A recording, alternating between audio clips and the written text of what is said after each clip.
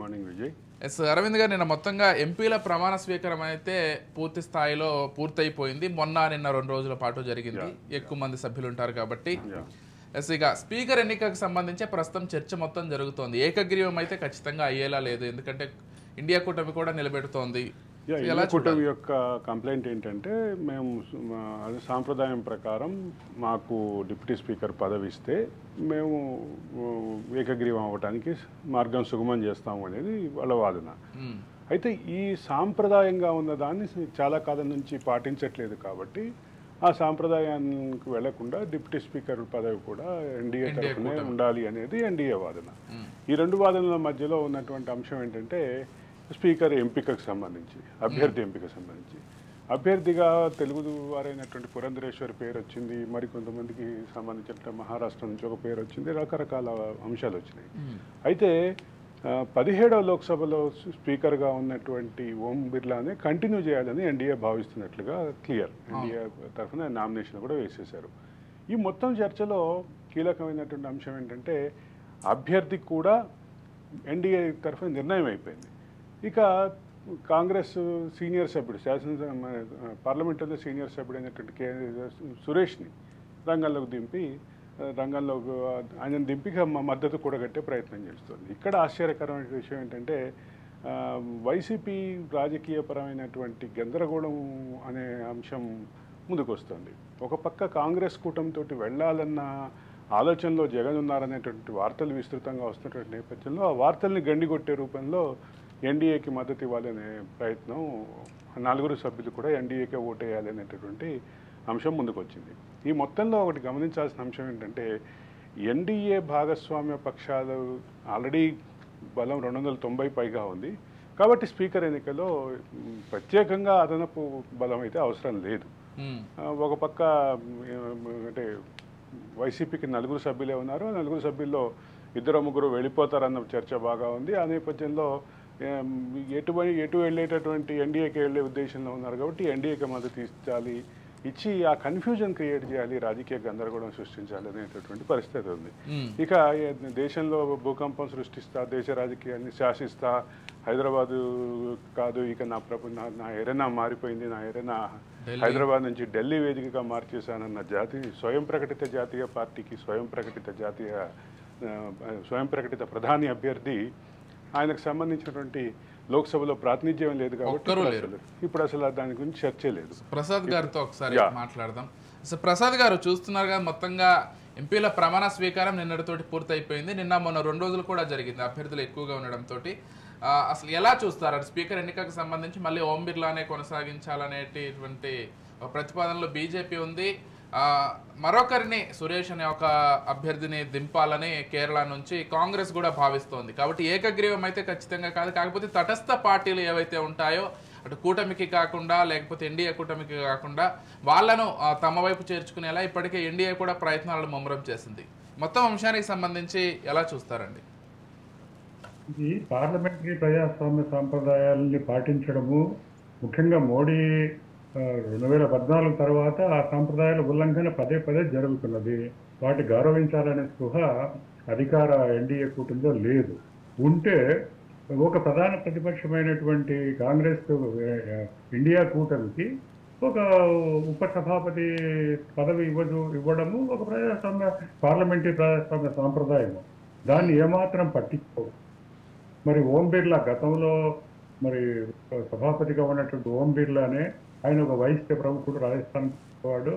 మరి భారతీయ జనతా పార్టీలోనే ఒక అగ్రవర్ణాల పార్టీగా బ్రాహ్మణ వైశ్యులు, ఇతర వ్యాపార వర్గాల పార్టీ అని మరొకసారి నిజం చేస్తూ ఓం బిర్లానే మళ్ళీ రంగంలో. మరి అంతకుముందు మనకు వార్తలు వినిపించినాయి, పురంధరేశ్వరికి ఇస్తారు స్పీకర్ అనేది ఒక ఊరికి గాలి మాటలే తప్ప వాటికి నిర్దిష్టమైనటువంటి హామీ కానీ పూచీ కానీ ఏమీ లేదు. నిజానికి ఎన్డీఏ ప్రభుత్వానికి మోడీ 3వసారి ప్రధాని కావడానికి ప్రాణవాయువుని అందిస్తున్నది ఆంధ్రప్రదేశ్ నుంచి ఎన్నికైన 21 మంది.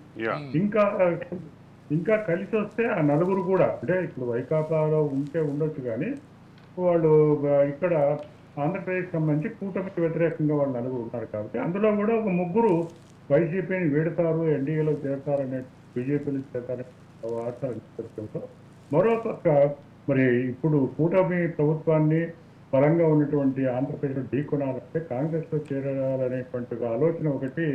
అందుకు తన చెల్లెలు షర్మిలాని తప్పిస్తే తాను కాంగ్రెస్ లో విలీనం చేస్తానని అన్ని చెప్పినట్లు వార్తలు వస్తున్నాయి. అయితే దానికి ఖరారుగా ఇవన్నీ గాలి వార్తలే తప్ప నిర్దిష్టమైన ప్రతిపాదనలు కానీ. అందుకు మరి ఆయన బెంగళూరుకే మకాం మార్చినాడు కాబట్టి జగన్ అక్కడ కర్ణాటక ఉప ముఖ్యమంత్రితో ఆయన సంప్రదింపులు జరుపుతున్నారని ఇవన్నీ పొలికి వస్తే కానీ అది ఒక సస్పెండ్. ఇప్పటికైతే ఇప్పుడు స్పీకర్ ఎన్నిక కావడానికి తగినంత బలం అయితే ఎన్డీఏ. అయితే ఇది ఇట్లే కొనసాగుతుందని కానీ రానున్న కాలంలో మార్పులు రావని కానీ మనం చెప్పలేము. ఇప్పటికైతే వీళ్ళు గండం గట్టెక్కినట్లే. మరి ప్రజాస్వామ్య సాంప్రదాయాలు పాటించాలనే స్పృహ ఎన్డీఏ కానీ నరేంద్ర మోడీ గారికి లేదనేది కమల్నాథ్. ఎన్డీఏ ఇండియా కూటమి వివాదం నేపథ్యంలో, ఈ డిప్యూటీ స్పీకర్ని వివాదం నేపథ్యంలో సుమారు 50 సంవత్సరాల తర్వాత మళ్ళీ మనం పార్లమెంట్లో స్పీకర్ పదవికి ఎన్నిక చూడబోతున్నాం దామోదర్ ప్రసాద్ గారు. అవునవును, ఎన్నిక ఇప్పుడు ప్రజాస్వామ్యంలో పార్లమెంటరీ ప్రజాస్వామ్యంలో ఎన్నిక జరగదు, తప్పదు. ఆయన సురేష్ కూడా ఇండియా కూటమి అభ్యర్థి కూడా చాలా కాకలు తీరిన పార్లమెంటరీయన్. 8 సార్లు లోక్సభకి. అలాంటి ఆయనకు కనీసం ఉప సభాపతి ఇస్తామని చెప్పడము ఒక పార్లమెంటరీ ఔన్నత్యాన్ని మరి అధికార కూటమి ప్రధాని మోడీ వీళ్ళందరూ కూడా నిర్ణయం తీసుకుని ఉంటే చాలా గొప్ప పార్లమెంటరీ ప్రజాస్వామ్య సాంప్రదాయం నెలకొల్పినట్టుండదు. కానీ కాంగ్రెస్ ముక్త భారత్ అని నియమించినటువంటి మోడీ గారు కానీ లేదా కమలం పార్టీ కానీ అందుకు పూనుకుంటాయని, ఆ ప్రజాస్వామ్య విలువలను పార్లమెంటరీ సాంప్రదాయాలు నిలబడతాయని కానీ ఎవరూ ఆశించడం లేదు. ఇది వీళ్ళు సాంప్రదాయ ఉల్లంఘన జరుగుతున్నది. ప్రజాస్వామ్యాన్ని పటిష్టం చేసే చర్యలు కాకుండా తమ ఏకపక్ష ఆధిపత్య ధోరణిని పెంపొందించుకోవాలనే తపన తప్పితే మరొకటి కనిపిస్తుంది. అంటే ఇక్కడ తెలంగాణ నుంచి చూసుకున్నట్లయితే కేవలం కాంగ్రెస్, అదేవిధంగా బీజేపీ, దాంతో పాటుగా ఎంఐఎంకి సంబంధించి కూడా మళ్ళీ ఒక వివాదం. ఆయన ప్రసంగం చివరిలో జై పాలస్తీనా అని చెప్పడం కూడా కొంత వివాదాస్పదంగా మారింది. ఇవన్నీ పక్కన పెడితే బీఆర్ఎస్ నుంచి ఈసారి ఒక్కరు కూడా లోక్సభకు ప్రాతినిధ్యం వహించట్లేదు. అంటే పార్టీగా వాళ్ళు కొంత దెబ్బతిన్నారనేది చాలా స్పష్టంగా కనిపిస్తుంది. ఈ అంశాలను ఎలా చూస్తారండి ప్రసాద్ గారు? కేసీఆర్ తెలంగాణ పేరుతో తెలుగు వారి ఐక్యతను విచ్ఛిన్నం చేసి మరి తెలంగాణలో ప్రత్యేకంగా ఏర్పడాలనే కాంక్ష ఉంది కాబట్టి ఆ మేరకు ఆయన దాన్ని ఉపయోగించుకుని తాను అధికారంలోకి వచ్చినాడు. తొలి 5 ఏళ్లలో మరి రైతు భరోసా, రైతు బంధు లేదా కాకతీయ మిషన్ భగీరథ వంటి రైతులకు బీమా ఇలాంటివి మంచి కార్యక్రమాలు అమలు చేసినాడు. కానీ 2వ దఫా అధికారానికి వచ్చేటప్పటికి వారిలో స్వాతిశయము, మితిమీరిన సంభావం పెరిగిపోయి తనకి ఎదురు లేదనేటువంటి ధోరణి ఒక నియంత్రణ పోకడ వాటిలో ఏర్పడినట్టుగా చాలా మంది పరిశీలకులు మనం గమనించాం. దాంట్లో భాగంగా ఆయన ఏం చేసినట్టే మహారాష్ట్రలో మేము 20 సీట్లు గెలుస్తాం. ఆయన కుమారుడు కేటీఆర్ అయితే మేము మహారాష్ట్రలో 20 సీట్లు గెలుస్తాం, ఇంకా ఒరిస్సాలో గెలుస్తాం, ఆంధ్రప్రదేశ్లో కర్ణాటకలో గెలుస్తాం. ఎక్కడ ఎందుకంటే మహారాష్ట్రలో కానీ కర్ణాటకలో కానీ అక్కడ ఉన్నటువంటి ఈ ఎన్సీపీ కానీ జేడీఎస్ కానీ వాళ్ళ స్థానాన్ని వాళ్ళు ఎందుకు, జేడీఎస్ లాంటి పార్టీనే ప్రస్తుతం 2 స్థానాలకే పరిమితమైంది కర్ణాటక. మరి వాళ్ళ తన అస్తిత్వాన్ని కాపాడుకోవడం కష్టమయ్యి వాళ్ళు ఇప్పుడు మరి బీజేపీతో పొత్తు పెట్టుకుని 2 స్థానాలు గెలవగలిగినారు అధికారం మీద. దాన్ని చూస్తే మహారాష్ట్రలో చూస్తే మరి కూటమి మహావికాస్ అగడి కూటమి పార్టీలకే, ఎన్సీపీకి కావచ్చు, కాంగ్రెస్ కావచ్చు, శివసేనకే మనం లోక్సభ ఎన్నికలు ఎక్కువ స్థానంలో వచ్చే పరిస్థితి కనిపిస్తుంది.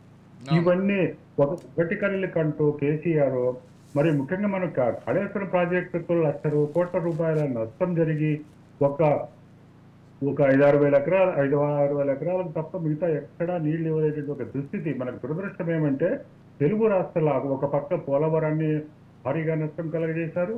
తెలంగాణలో అయితే తెలంగాణ పేరు చెప్పి ఇంత భారీ 1,00,000 కోట్ల రూపాయల గంగలో పోసినట్టుగా చేసినారని పరిస్థితి వింటున్నాం. అది కాకుండా ఈ బ్యాంకుల నుండి ఇతర ఆర్థిక సంస్థలు తీసుకున్నటువంటి వడ్డీలు ఏటా 15 సంవత్సరాల పాటు కట్టాల్సిన 13,000 కోట్ల పైగా కట్టాల్సి ఉంటుంది. ఈ నిర్వహణకు ఈ కాళేశ్వరం లిఫ్ట్ ఇరిగేషన్ ఎత్తిపోతల పథకానికి దాదాపు 15,000 కోట్లు ఏటా దాని నిర్వహణ వ్యయం కూడా ఉంది. ఎంత మాత్రము తెలంగాణ ఆర్థిక వ్యవస్థకు తోడ్పడదు, ఒక ఎకరాకు అదనంగా నీటిపారుదల కల్పించలేదంటే అది వాస్తవం అనిపిస్తుంది. కాబట్టి ఇది చూస్తే ఇవి కోతల రాయుడుగా కనిపిస్తున్నది. కేసీఆర్ లాంటి వాడు అనుభవం, ఆయన దాదాపు 50 ఏళ్ళు పైగా 40 ఏళ్ళు పైగా రాజకీయాల్లో ఉన్నవాడే, వివిధ పదవులు అలంకరించిన వాడే, అనుభవశాలి. అలాంటి వాడు ఇలాంటి పగటి కళలు కంటూ తెలంగాణకి ఎంత నష్టం చేస్తాడని ఎవరు ఊహించలేదు. ఈ కాళేశ్వరంలో లొసుగులు బయటపడే కొద్దీ దాన్ని అది మరమ్మతు చేయడానికి కూడా వీలు లేదు, అనుకూలంగా లేదనేటువంటి మాటలు వింటుంటే గుండె గుబేలు మనకు తప్పుతో తెలంగాణ ప్రజలు ఇంకా సహిస్తున్నారు, భరిస్తున్నారు. ఇంకేం సామాన్యులు ఓటు హక్కు ద్వారా మన 8 స్థానాల్లో వాళ్ళు ధరావతులు కోల్పోయిన, లోక్సభ ఎన్నికలు కోల్పోయిన పరిస్థితి మనం చూసాము. భారతీయ జనతా పార్టీ 2 కోట్ల కోల్పోయింది. మరి కాకపోతే ఒక ఊరట ఏంటంటే 4 బదులు 8 స్థానాలు వచ్చి రెట్టింపు అయినాయి అనేటువంటిది వాళ్ళకి భారతీయ జనతా పార్టీ.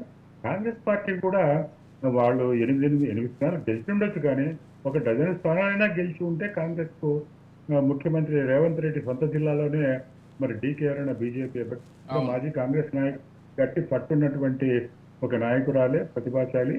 ఆమె గెలవడం అనేది కాంగ్రెస్ కు 2 స్థానాలు, మరి మెదక్లో కూడా అక్కడ కూడా బీజేపీ గెలవడం చూస్తే కాంగ్రెస్ యొక్క సంస్థాగత బలహీనతతో ముఖ్యమంత్రి పనితీరు కూడా మెరుగుపడాలి. కాంగ్రెస్ పరిస్థితి కూడా 6 గ్యారెంటీలు ఇచ్చినప్పటికి కూడా ఈ ఫలితాలు ఎందుకు వచ్చినాయి కర్ణాటకలో, తెలంగాణ అనేది వాళ్ళు ఆత్మపరిశీలన చేసుకోవాలి, దిద్దుబాటు చర్యలు చేపట్టాలి.